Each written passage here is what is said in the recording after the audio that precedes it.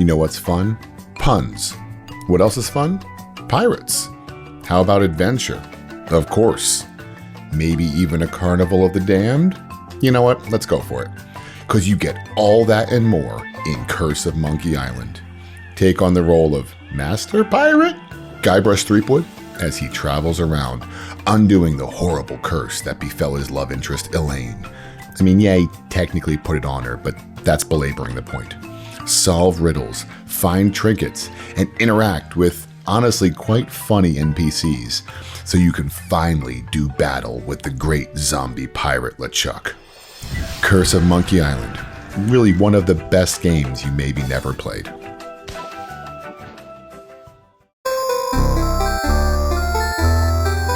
Retro Recall.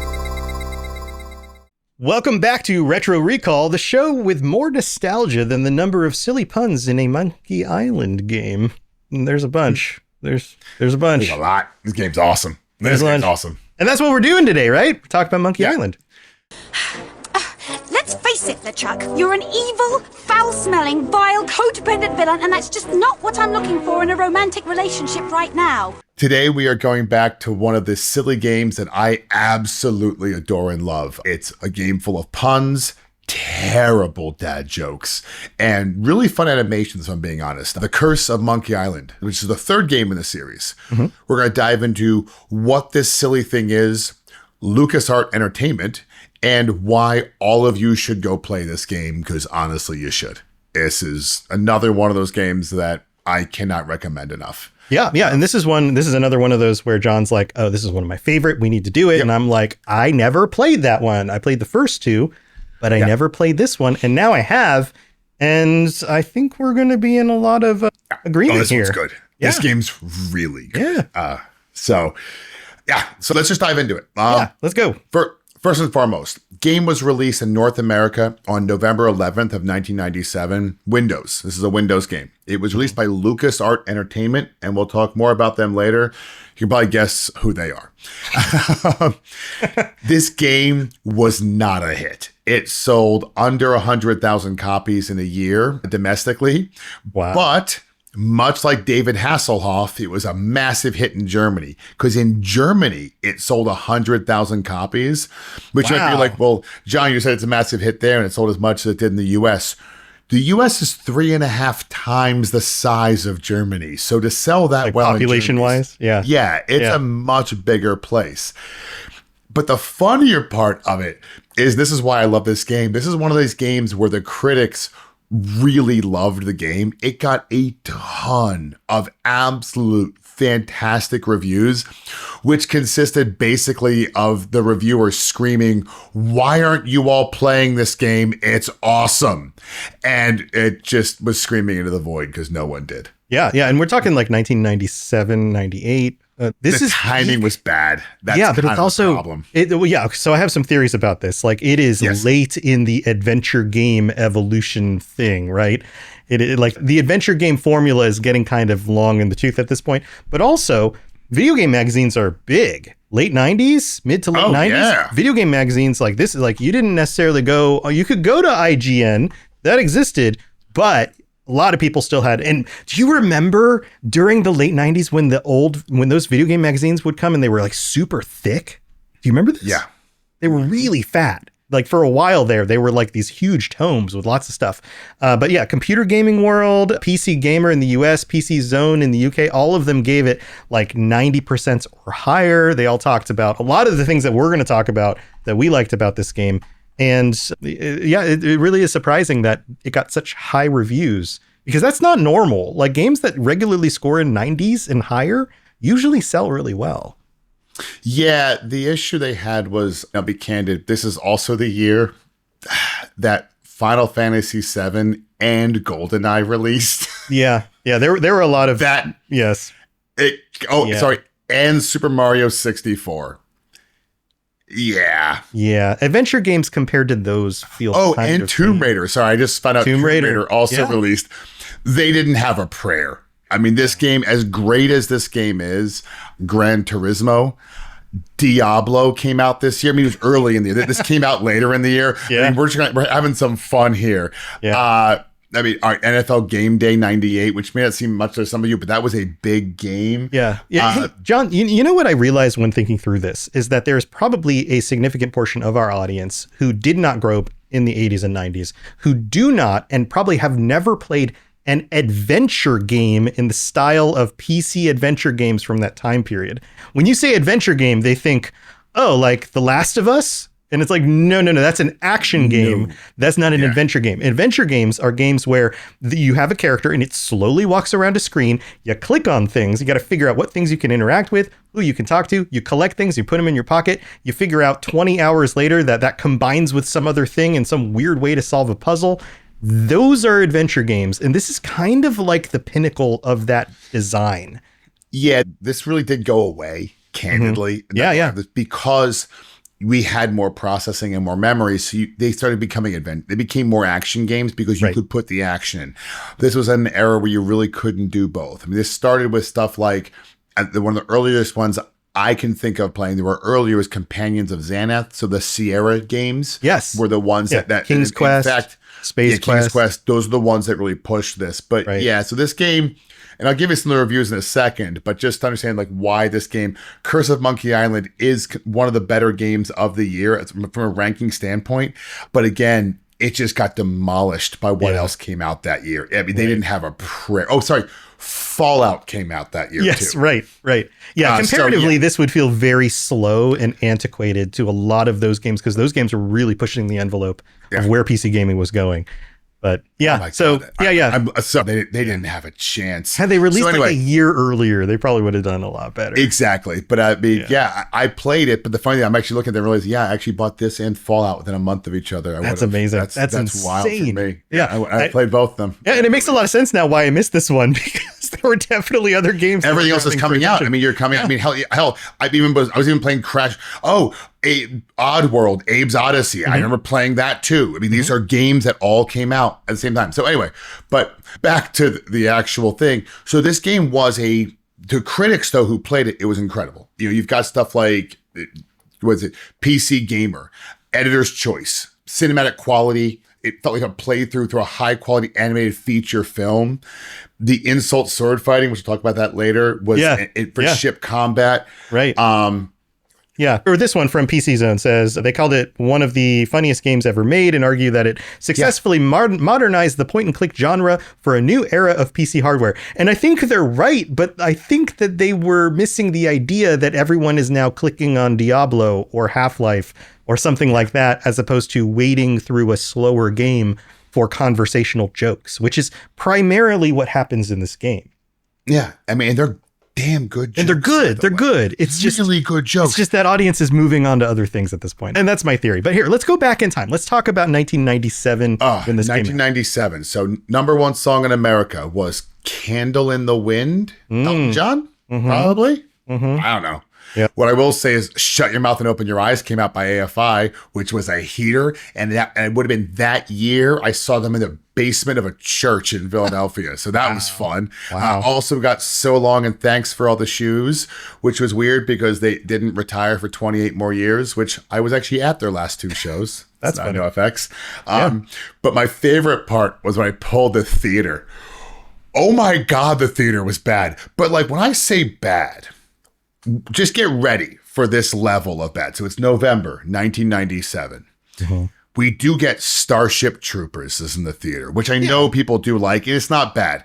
The book's better and has a much more important message than an incredibly important message is in that book.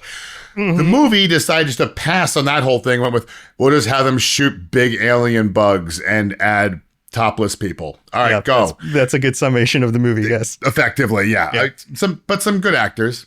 But next you have Mortal Kombat Annihilation. Not the original Mortal Kombat, which you've talked about before. The movie that is considered one of the worst Hollywood films ever made from the level of money put in to flop. But then you had Flubber, which is the remake of The Absent-Minded Professor starring Robin Williams. Terrible. Yeah. The Jackal, Bruce Willis and Richard Gere, as I think they were spies, maybe they were assassins trying to kill each other. That sucked. And then Alien Resurrection. Wow. Did you see Alien Resurrection? Yes. I remember seeing this in the theater. There's not an Alien film I haven't seen. Yeah. And I'll be honest, it's also not a Terminator movie I haven't seen. Can't say I'm happy about all of them, but I've seen them all. Sure. Yeah, that one is highly debatable. Yeah. But yeah, no, I remember Alien Resurrection in the theater and leaving and going, all right. What the hell was that? Okay, that's where they decided to go? All right. Why? But anyway, that's a bunch of terrible films, but instead we've got... But the video games, as we covered, were great. Yeah. Great video games. And actually, and again, punk rock, great music that year. But sure, all right. Sure. But let's talk about, before we get to Monkey Island, I do want to take a quick note about LucasArts. So, as you may be able to guess, LucasArts is the Star Wars guy. The Star Wars guy. It's like poetry. It rhymes. Yes. Now, fun thing about LucasArts is, and I don't feel like doing a big diatribe into this, but I would recommend all of you go look up LucasArts if you like history of software development, because Pixar comes from LucasArts. Actually, a lot of major stuff comes out of LucasArts. They were incredibly good at finding talent back in the day. And as a result, they made some really good games. Really good games, because the people that they were hiring at LucasArts were talents, just unadulterated talents. And they pushed a lot of genres forward. They made Maniac Mansion, which ended up getting a TV show, by the way, which then a sequel, Day of the Tentacle. Sam & Max Hit the Road. I mean, these are all weird games, by the way. Very weird games, but they are iconically weird games. Monkey Island. These are games that just moved the needle on, that Tom was mentioning earlier, adventure games. Yeah, these are all adventure games in very different kinds of styles too. Not the simplistic King's Quest sort of style. Maniac Mansion is weird. You're in this weird mansion. You change characters. Sam & Max is really, really funny and goofy and cartoony. Kind of like this Monkey Island game is. Very dialogue heavy is what I would say. All of them were very, very dialogue heavy. And a lot of these leaned into the humor side of things, which is really hard to do well in games. But how did you survive the explosion? I was thrown clear. I'm just lucky I wasn't wearing my seatbelt. Wow, Elaine, that's some ring. Thank you, Wally. It's an engagement ring from Guybrush. Hey, that looks just like the big diamond ringlet Chuck had in his treasure hold. You know, the one with that ghastly, disfiguring voodoo curse on it. Well, I'm sure Guybrush wouldn't have given you that ring. Anyway, I gotta be going. I hear there's a tattoo removal place on this island that's Freckles safe. See you at the wedding. Guybrush! Humor's hard in general, but to make games like laugh out loud funny is super difficult. I mean, Fallout was the only one that actually was able to do that early on. They also made a bunch of simulator games early on. They were actually some of the earlier, very successful simulators. Air Combat Classics, Their Finest Hour. These were some of their earlier steps. And then their bread and butter, the Star Wars franchises, which we can go into. People will have opinions, but Dark Forces is really good, guys. Yeah, X-Wing and TIE Fighter were really good. Buy on release games for me. Like I remember putting in those like 12 floppy disks in order to play. Well, and they just shifted the entire thing. We talked about Doom. As big as Doom was, Dark Forces pushed it even further. But I love Wing Commander. X-Wing blows it out of the water as far as numbers go. X-Wing was great. TIE Fighter, even better. Yeah. Yeah. So they did a really, really great job. I mean, actually, the funny one was I looked up Rebel Assault, and that's one probably a lot of you may not remember. Rebel Assault was the arcade game where it's where you're playing the video where you have the guy and it's you ducking behind cover. That was Rebel Assault. Very fun game. But anyway, that's LucasArts. They made really good games and they were pushing the envelope. So that's how we get Monkey Island. And before we jump into Curse of Monkey Island, just real quick, Curse of Monkey Island is the third in the franchise. And I love this franchise, so you guys are going to listen to me wax poetically about it. Sorry. It's good though, because like we're starting, as you and I do, we'll start on the second or third game in a series, and then we'll have to kind of because I couldn't respect to play the first one. Like the truth is, what's going to happen is the way these games tend to work is you would play Curse of Monkey Island, and then you go back and play Monkey Island 1 and 2. Well, I remember Monkey Island 1 in 1991 when it was out. Yeah, and It was unique for its time. It was LucasArts' version of the Sierra formula, but there were definitely some things in there that I just never figured out. And we didn't have the internet to look things up.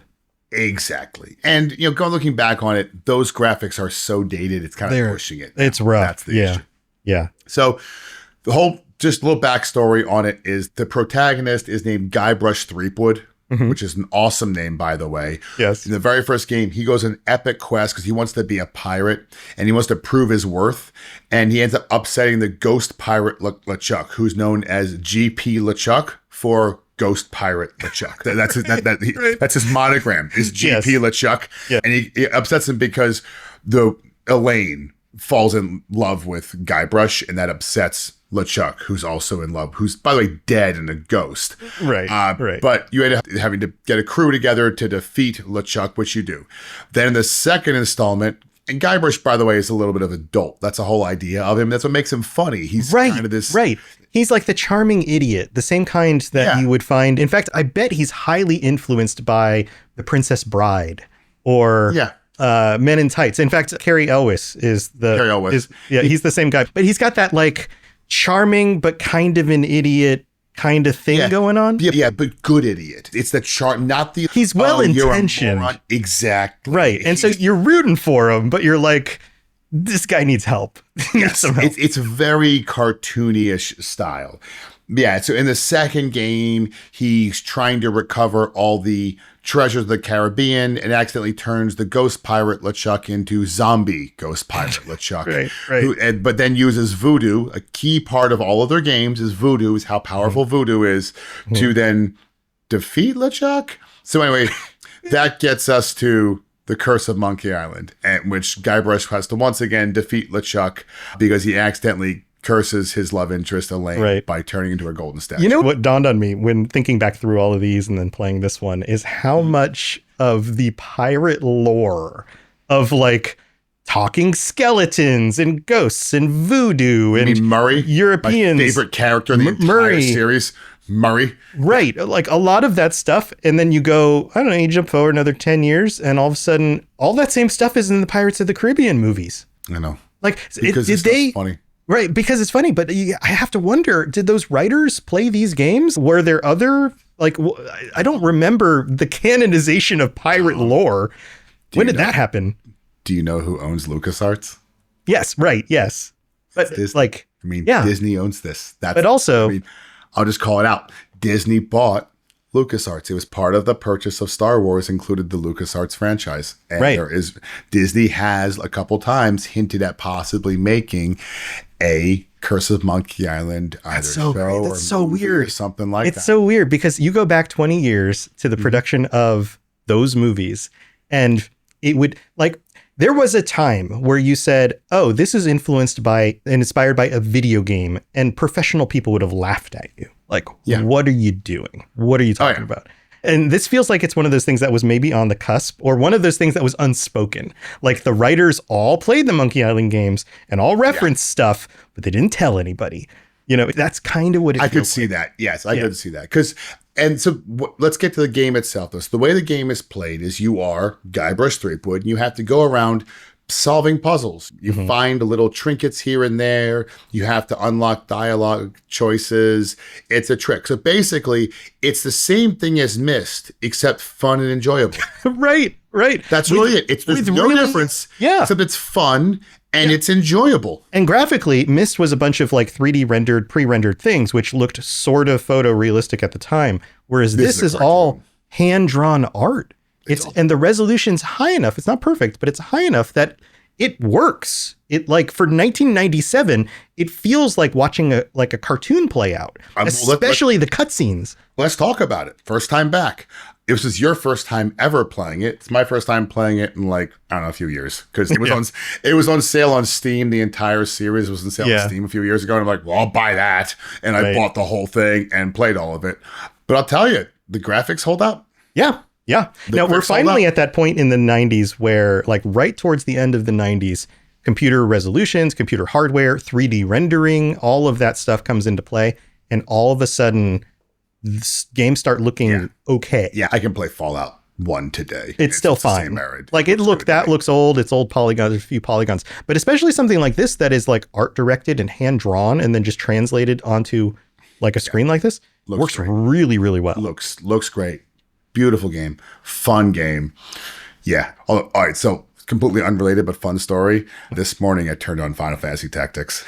Oh, did you? You went back and played more? It's been in my head, and now that I finished Warhammer Adepticon, I've got some time. Like I'll play that again. And after I beat that, I'll probably go back and God, I love this series. But anyway, let's get into the good. So I'll open up with everything. Everything about this game is good. Okay, I mean not everything. I'm gonna say most of the things. Most of it. Absolute 5-star game. Okay. I'm just going to bury the lead here.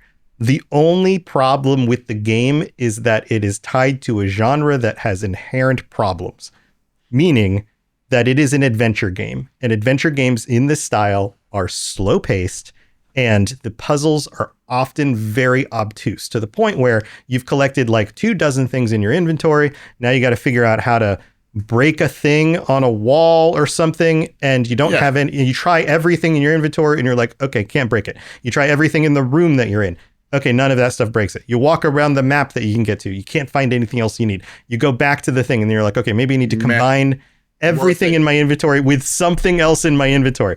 30 minutes later, you've tried every permutation of everything, and then all of a sudden it works, and you're like, why did that one work? I mean, I guess I get the rationale there, but like, I disagree. That is the problem with adventure games, is that part of it, like, just doesn't feel great. Meh, worth it. Let's get into this. Because, all right, so the first thing I would talk about is the dialogue. The dialogue in this game is incredible. The opening scene of Guybrush and Wally is hilarious. Yeah, let's paint the picture. He's on a ship stuck in a room with a cannon with a tiny short little guy, a little pirate, who's firing the cannon, and Guybrush is a prisoner. He can't leave. He's a prisoner. And Wally's being hilarious. This will make you rue the day. I mean, he's doing these funny things. Right. And the voice acting is so good. It's fantastic. So good. That enough is why you should play this game. Is just for the voice acting. And you have to basically convince Wally to be on your side. Right. And one of the lines of it is, Wally, why did you sign on with the Ship of the Living Dead? And Wally's response is, well, I did have my misgivings. But right. And you find out that he's a character from the previous games that Guybrush already knows, but he's in a pirate outfit with a fake beard that's barely hanging on his face. A beard that was made out of other pirates' back hair, that's sewn together. And he's hoping it'll eventually just become his own hair on his face. It'll merge with his face. It's so good. Yeah. It's so good. Yeah. The humor, it's in that absurdist Monty Python-esque / very 90s kind of style. Yeah. And so if you have an appreciation for that, it still holds up. Oh, yeah. It's a little bit, there's also a number of times where it's breaking the, it's not the fourth wall. You're breaking like the time, right? It's anachronistic, I guess is be the way to say it. Okay, these are pirates from 150 years ago, but then you're on the island, you find a guy who's like working for the place where all the pirates go on vacation, and he's tired of dealing with all these uppity rich people, and he's treating you terribly, just like at a modern resort, right? Well, and there's also the guy, because with LeChuck, his whole army is undead, but they also still get time off in PTO, apparently. Right. And he's upset that the undead are bad tippers. Right. Yeah. So you have a lot of these juxtapositions that dumb jokes that they're funny. Yeah. You also have the rhyming. We're going to get to a lot more. Rhyming becomes a key part of this game. Yeah. So explain to them how that stuff works, because that's super fun. So rhyming's a key part of the game. So a lot of your stuff throughout the game, when you have to win a conversation, will be rhyming. And there's also, we're gonna get to the combat bit in a second. Yeah, right. But there's a scene in there that I like where you have your crew of pirates and you want them to do something and they're just singing at you and you're telling them to do something and then they sing back at you a rhyme and you have to basically get them, eventually you have to use the word orange. That's the trick. So you have to beat them. Yeah, because they're just, all they want to do is keep singing. If they keep singing, then they won't steer the ship and go search for booty. It sounds stupid, but it's really fun. And you have to kind of learn this stuff. And then there's the combat. And the combat's one of the better things. Now, this has been around for the games for a while. So when you do sword fighting in the Monkey Island games, you don't have button inputs where you're sword up, sword down, block. Nope. You have to, it's insult sword fighting. Right. It is a back and forth of insult and comeback. And so you'll deliver an insult, and your comeback has to rhyme in order to overdo it. So, for example, one person would say, "I will skewer you like a sow at a buffet," and you come back with, "When I am done with you, you will be a boneless fillet," and therefore you have won that one. Right. But you have to learn them throughout the game. Right. You won't just know them. So as the game by having them progresses, used on you. Exactly. You hear other people use the insults, and then you can use those insults in the future. Yeah. Exactly. Yeah. And it's not just good enough to just rhyme. If the rhyme doesn't include some sort of insult in it, sometimes you can say things like I don't remember the exact lines, but you can just end with like, yeah, and I like to go on vacation at the beach. And it's like, nope, you lost. Not good enough. You lost. Yeah. Yeah. So you have to, part of the game is also developing some of those things. So it may sound silly and dumb to some of you, but it is really a nice little element. You're as repulsive as a monkey in a negligee. I look that much like your fiancé? Heaven preserve me! You look like something that's died! My ship has barnacles on its underside. Because, and that drives me to my biggest one, the NPCs. Number 1, number 2, and number 3 reason to play this game is the NPCs. When we talked about Myst and me hating on that game, it's because you're just all by yourself wandering around bored. Right. Monkey Island is the inverse. You are constantly interacting with characters. And when I say characters, I mean characters. Right. Everyone is a character. No one is serious. Everything, even the enemies, are silly. The skull that you meet outside of the voodoo lady's house. Right. I love Murray the Skull. Murray the Skull's been around the game for a long time. Murray's always funny. And it's the same thing. Because, by the way, they're all lippy. Like, a lot of them will talk to you. And another great line. Everybody's always making fun of Guybrush because he says things like, "I'm a vicious pirate." And everyone's like, yeah, okay, whatever. Yeah. Well, like another one, just because I love the dialogue in this game. He walks up and he's, his fiance has just been cursed, and Murray is stuck on a sign outside of a swamp, and he looks at him and says, "Do you know anything about lifting curses?" And Murray comes back with, "Right, of course I know a lot about lifting curses. That's why I'm a dismembered skull sitting on top of a spike in the middle of a swamp." Right. That's a kind of humor you don't actually see in a lot of games. I mean, it's gone mostly today. This is it. I'm a huge fan of Murray. A lot of the characters. In fact, I didn't get to play through the whole game, but the parts that I did get to play through, I did. Did you do the whole thing of? Well, you know the answers to all the puzzles. That it makes it easier. That part, the game takes a lot longer. Yeah, when you're trying to figure that out. Yeah, it's like 4 hours. If you're trying to figure out the puzzles, this is like a 20-hour game. But anyway, like all of the NPCs are some form of joke or some sort of play on a character archetype or are something. You talk to the voodoo lady, right? And while she's talking, she's constantly throwing things into her little cauldron next to her, and it's like shooting like smoke up in the air. And then he's, "Well, what magic spell are you working on over there?" And she's like, "Oh, honey, I'm just making dinner." It's just like, okay, it's cool. Of course it is. There's the vegetarian cannibals you meet later, where that's another great one where their sacrifice to the volcano is like a body made out of fruit. Right. It's these types of things. Yeah, I'll spoil that your puzzle. pirate crew is all kind of ridiculous in their own ways. You meet them at a barber shop. Yeah, the Barbary shop. Yeah, it's the Barbary shop. I mean, there's so many of these. And the puns do not stop the whole time through, and it's fun. It's a super dumb game, and I love it. Even the way you solve the puzzles are silly. It's trinkets. Like you have a steak knife that you use to cut the plank of a ship. Why not? You use cooking oil because one of the guys has a tattoo Yes. on his Oh my back God. of a map. So how do you get it? Well, while he's tanning, you pour cooking oil on his back, so all his skin sizzles. And then you peel the map off of his Peel him off his back. I mean, these are the puzzles that I had to look up because I was like, what do I even do? Yeah, and then, like, that's a great one. yeah, some of them, like, yeah, had I not had the internet, I don't know that I would have figured them out. Oh, it's great though. Yeah, no, It it's is. really good. It's just like if you are down for that type of thing, if you're down for like, there's not an arrow telling you what to do next and what to combine with what, you're just going to have to figure it out. And if that's your jam, everything else is awesome. Like, this is the perfect game for you then. It is, but it is. It's also the game is. It's not very long because we're in 1997. So what I do like about it is I think that when we talk about these games not existing anymore, they'd be nightmarish today. I mean, you think about how long The Witcher is. Witcher 3, sure. How long Cyberpunk? How long? I mean, I'm a Rogue Trader. Some of these games that I play, the adventure games of today on PC, Right? Where it's like 40-hour games.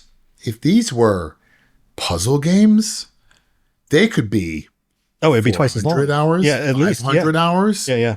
I mean, and what's interesting is so much of what this game did and these games did informed the development of those games, because they took, like, even in The Witcher, you come across characters that are funny, that are silly. And there's, you can see the influences. This type of game just didn't have the action stuff in it, but a lot of the things that happen in this game, the puzzles, the humor, the conversations, the NPCs, the story bits, like, all of that stuff carries over into modern adventure games and informs that. So, well, I'll constantly talk about Fallout. Well, Fallout 2, Harold the Tree. Yeah. I mean, that's a good one. Like, his name's Bob. Like, it's just that kind of little jokes like that. You can see the connection of the humor. Yeah, absolutely. Yeah, absolutely. That is this genre. And it was a better time, if I'm being honest. I do miss this element. It was, I don't know if it existed in console. Please put in the comments if it did. I think of it more as being a PC thing. There probably were some console games that had jokes in them, but there was a lot of it. But console, to me, it was always a bit more serious. PC games are funny until you guys. Well, actually, I say that. Well, Xbox was later. I was thinking about Fable. Fable was funny. Yes. Fable's the first thing that was close. Yeah, if you were a console gamer in the 80s and 90s, then you didn't get adventure games like this. Everything was much more action focused. And you had some games that were funny and silly, but not in the quippy dialogue sort of way that this is as much. Yeah. Like, this is like maybe little bits of this, but the entire game is just really, really smart. And it is interesting because, I mean, we're talking about this as an era, the TV we had at this era. I don't know if this is Hercules' Legendary Journey or like Briscoe County Jr. I think that might have been earlier than this, but we're still kind of in that general vicinity-ish of these types of things where this type of humor was still really popular. The making light of terrible situations kind of thing. Probably more than nerdy culture than anything else, but which is where this would sit. But the game really, I mean, it nailed it, man. It really I've got a few more things on my list to go over on the good side if we want to move on to some other things. Of course I do. So very specifically, I noted here that it's actually funny, the dry and absurdist Monty Python-esque kind of humor, which we've been talking about. Art and animations look great, which we talked about. We didn't talk about sound design yet, but from the opening stuff, what's the first screen that pops up talks about I forget what the label is, but like labels come up for like the companies that develop things, right? And then you hear the monkeys in the background and you hear the different monkey sounds. Well, it's the THX, whatever it is, but they changed it to be to be monkey. Yes. Right. And from that moment on, like, the quality of those sounds is very good for 1997 and just even today.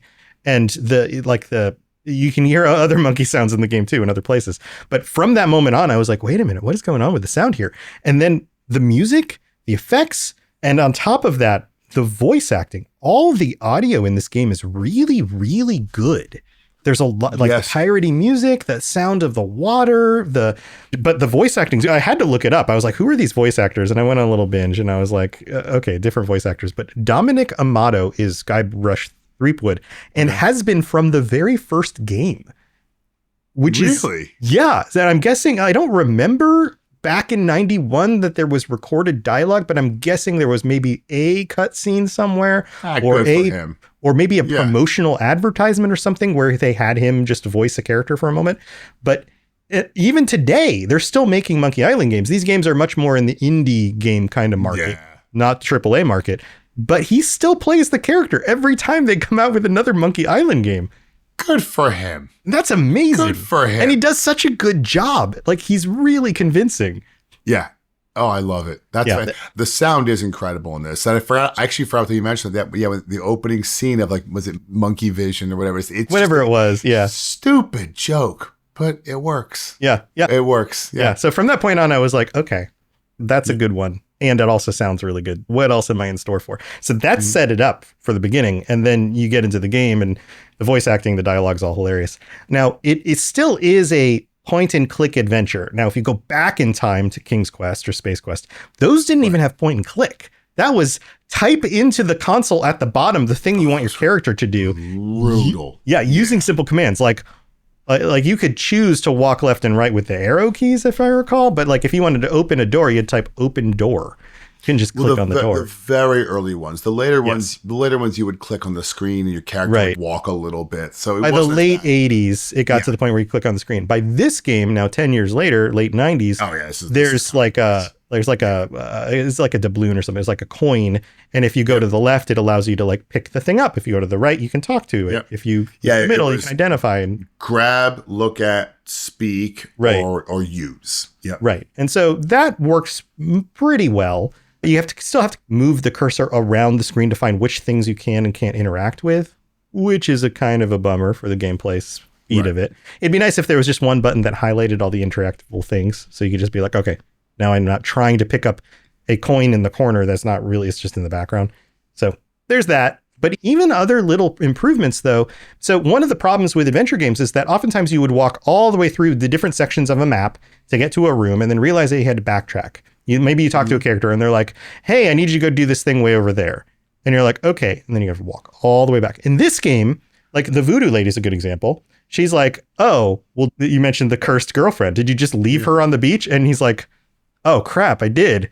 And it immediately cuts to you over on the beach, seeing if she's still there.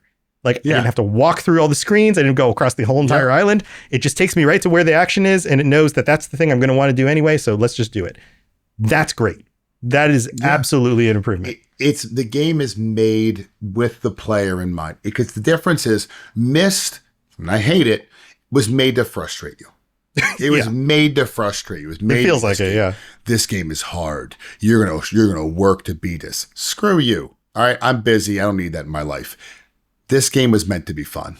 Yes, they tried as much as they could to offset the stress and difficulty of that genre as best they could at the time. And I think they made a lot of progress with that. So let's give it to them for that. Now, you said this is 5 stars, no bads, but is there anything bad on your list? The only thing bad really is Eye of the Beholder in my mind, because I'm saying all this stuff, but if you don't like that stuff, if you don't find kitschy, dumb dad joke games enjoyable, you will hate this game. Yeah, if you have no joy in your heart, then well, but it's more because if you want to have adventure where like, well, no, I want to play a game where there's stakes exist, where I could die, where I'm doing this. Yeah, this game sucks. Yeah, this doesn't even happen. It just does. But that was an improvement on previous adventure games where like you could accidentally just click wrong and fall off a bridge and then you had to go back to a previous save. Like that doesn't happen in this game. This game is meant to turn your brain off, go have a good time. That's what it's meant to do. But if that's not what you're into, you won't enjoy it. But if you have any level of joy in that, this one will take it. Will ding, ding, ding. It's gonna hit all of them. Right. Yeah, and on my list of bads, I mean, the pacing is slow. It still suffers, like I've mentioned, from these other adventure game problems. But in the modern world, like if you were playing this while doing something else, especially if it's like a second screen kind of thing, like if you're watching a show, playing this on the side, or hanging out with your spouse and she's like watching something on Netflix and you're just sitting there with your Steam Deck or whatever. If I could have this on my phone, I'd play it on my phone in front of the TV. Like this is a game. Here's what I'll say. This is a game that as soon as my kid's old enough to play it, he'll play it because I think you'll enjoy this game. Mm-hmm. That's how I view it. This is a great game. Genuinely great game. Yeah. So I'm on board with all that stuff. It's just, I think that there are just issues with the adventure game formula in general. Right. That's fair. All right, so let's get to the conclusion. So what do we think? I think it's perfect. How about you? You think it's perfect? I think it is a lot better than I expected it to be. I'll give it that. Yeah. I think that the reviewers gave it like 90, 92%, those kinds of scores. I think that that's right. I think that this is about as good as you can get with a classic style adventure game. This is one of those ones where the reviewers didn't just like review it because someone was paying them to. This is actually, the reviews here were accurate. The game is really good. And I would say you can get the game really cheap on Steam. I bought it for like $2.50 on sale. Yeah. That's how I played it. I tell all of you, this is one of those ones, go buy this game. You will enjoy it. You'll have fun. You'll laugh. It's totally worth it. Get after it. Yep. So it gets we should have some sort of like mark of approval. We should have some sort of like sound effect. Like, well, we'll get there. Retro recall certified. We probably will at some point have a list of play this and don't play this. Once we're like, 100 episodes in, like, here, do these, don't, and then definitely don't. Yeah. Approved. Cha-ching. Yeah. All right. Well, we've got some of your comments to get to, so we're going to get to that in a minute. And don't go anywhere because we're going to take a quick break. So we'll be right back. Back again, mister? I'd like to buy some cannons for my pirate ship. I'll take the Destructomatic T-47. Whoa, mister. You've entered a select group of pirates. You've just ordered the Destructomatic T-47 armor-piercing carnage delivery system with auto-loading and fax modem. Quite a fine piece of hardware, if I do say so myself. Mom! All right, we are back. And before we get to the comments, and remind you, you can comment on Spotify. You can also join us on the Discord to comment. But also, if you like us and want to check out the other things we're doing, come check out our other shows. Wherever you're listening to this, you can look up my other shows, the Fallout Lorecast, the Elder Scrolls Lorecast, or the Lord of the Rings Lorecast, or John's shows, the 40K Lorecast and the History of 40K. If you're into any of those games, any of those series, whatever, just go check them out because they're a lot of fun. They're fun shows. And I'm a delight. Come listen to more of me. John's a delight. And sometimes John guests on my shows and there's all of that. So go check that stuff out. And here, let's talk about some comments, John. We have, this one came from our Discord, or the Robots Radio Discord. One day we might set up a individual Discord just for the show, just for the community. Yep. We'll get there. But right now you can join us on Robots Radio. All the shows on there have their own channels. And I'm going to mess up the name. Imnotalex17? I'm not Alex. That's what that Alex says. 17. Now that I said it out loud. Yeah, I was waiting for you to catch that one. Yeah. I'm not Alex. Says, you guys should play the OG Dragon Warrior on Nintendo. It's a turn-based game, but I just remember it being so hard to beat and play when I was younger. I played that one when I was young. Yeah, that's actually... I know your name is Alex, or maybe... I know your name is not Alex. So not Alex, yeah, we're going to play that one. That's one that's on my list, too. I remember that playing the child. It's incredibly hard. So we will... Yeah. One of two things will happen. Either I will beat it, because I'm going to mod the ever-living hell out of it. You just use your cheat codes. Out of just spite and anger, I'm going to beat it to see what the ending looks like, or I will rage quit. Yeah, I didn't beat it. I rented it as a kid a few times and never quite got to the end. I owned it. I've never beaten it. Oh, yeah. Wow. Also, not Alex, says, or the OG Diablo would be fire as well. So get me yelled at. I don't like Diablo. You don't like Diablo? I don't like Diablo. Do you like Diablo 2? Nope, I don't like any of the Diablos. You don't like any of them? Wow. So it's because, a lot of it's because, I defended this very simply, I played the gold box D&D games a lot. And when I say a lot, I still have them and I still play them. The last time I played gold box D&D was within the last 12 months. Okay? Those games, all the old D&D games, you ran parties of, 4 or 5 or so. Yeah, because they were built around Dungeons and Dragons. Exactly. Yeah. Diablo doesn't work for me because I'm solo. It doesn't work for me. Like Dragon Warrior, Final Fantasy, that style of game, when I'm solo, I don't enjoy it. I like having a party. So that's the original, if I recall, the original Dragon Warrior, you're solo also. And I didn't like it. Yeah. That's why I said it's fine. But when you go into the Final Fantasies, you go into those games, anything where I have a party, I like it. And so Diablo, by the time Diablo came out, I played so much of the gold box, the original, maybe not the original Baldur's Gate, but maybe it was the original Baldur's Gate, the one where you're walking straight through. I have to think of a different name, but there's different, it was a 2D image where it was a dungeon crawl game, right. But there were games like that. I played so much of them that Diablo just didn't work for me, and then it never was able to come over. So, yeah. Okay. I'm a visitor. The Diablo series since 1, I've been the kind of person who like, I'll play through it like for a few weeks and then I'll bounce off and then I'll play through it. Like I just picked up the expansion for Diablo 4, which is rolling out in a few weeks from when we're recording this. And I'll be playing through that storyline bit, but I'm not the kind of guy who will like play a season and grind all the way to the end of a season. That like once it gets too grindy, I kind of bounce off it. So, yeah, that makes sense. Yeah. So we got a Spotify comments. This one's from Mateo V, who says, a few games that I played on the Sega Master Drive. I'm from Europe, so it wasn't the Genesis. Yep. Red Zone. I've barely seen anyone mention this. I don't know Red Zone. Do you know Red Zone? I do know Red Zone. It was a very odd game. Let's just go with that. So Red Zone, I think was, if I remember it correctly, was it like a communist thing? It sounds like it might be. Yeah, it was a really weird game. But yeah, it was, Red Zone was odd. It was odd. It was a good game though. Okay. Well, he continues and says, it was hard as hell, but so much fun. Another game that left me with weird memories is Altered Beast on Sega. It was cool as hell, but hard as, and then drops a bomb there. But we'll leave that for the censors. But yeah, Altered Beast, I totally remember. I remember playing that in the arcade and then being disappointed when I played it on a Genesis because it was so pared down from the arcade version. Yeah, there's only so much you can do. Altered Beast was kind of hilarious. Dale Peck says, you guys should check out Faxanadu for the NES. It's a 2D side scroller similar to Zelda 2, but way better.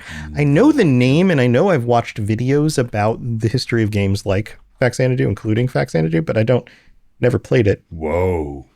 I just you know this one? It up. No. Yeah.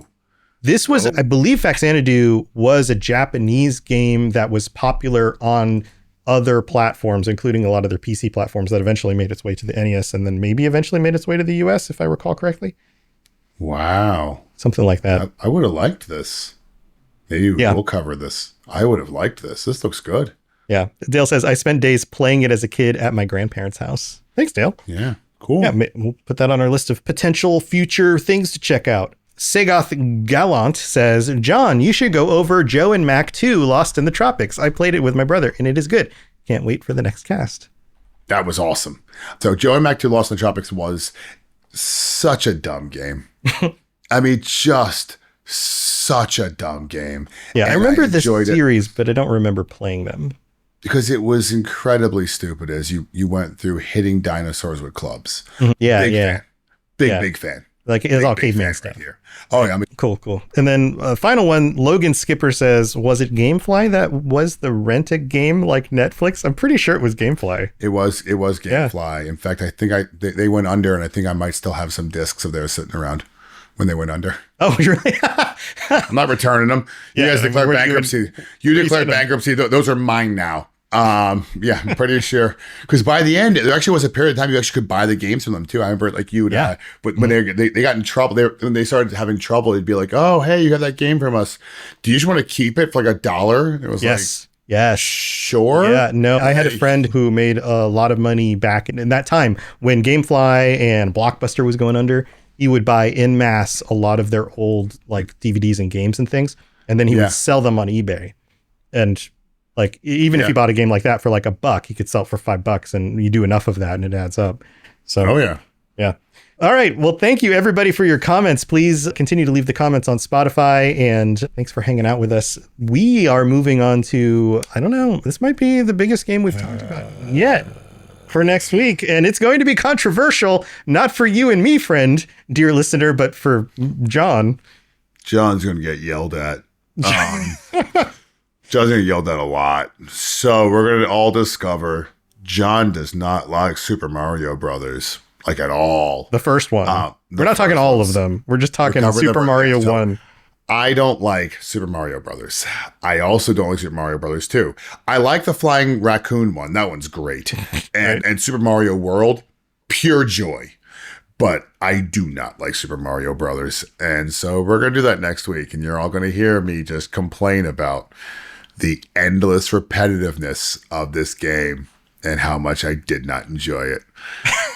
So get ready, buckle up, because I think it's a masterpiece. I think there's a reason why this game was so influential and kind of genius for its time and pushed the envelope in so many ways compared to the other games. I respect it. It's one of those things. I respect it. It's like Titanic.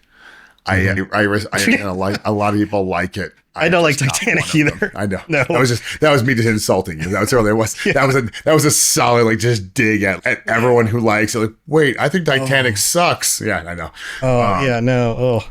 Yeah. All right, we'll be back with Mario Brothers next week, and we'll find out all the reasons why John doesn't like us, or doesn't like it, not us. Yeah, I like you all. I just don't like that game. John doesn't like any of us. You're all lovely, but that game I'm not a fan of. So yeah, I am going to get flamed in the comments. All right. It'll be a good time. So make sure you leave your comments after that episode. We'll see you next time. Take care, everybody. Recall. Robots Radio. Games. Lore. Stories. Community. Just press play.